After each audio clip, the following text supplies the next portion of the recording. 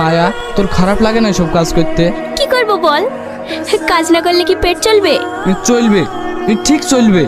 তুই শুধু এসব ছেড়ে দিয়ে আমার হাত ধর, আমি তোকে রানী করে রাখবো। এই কথাগুলো গল্পে শুনতে ভালো লাগে রে, বাস্তবে হয় না। কেন হবে না? আমি তোকে বিয়ে করে তোর সাথে সংসার করতে চাই। আমার মতো মেয়ের সঙ্গে তুই সংসার করবি? হ্যাঁ করব, আমি তো আগেও বলেছি তোকে আমি ভালোবাসি। ভালো তো আমিও তোকে বাসি রে।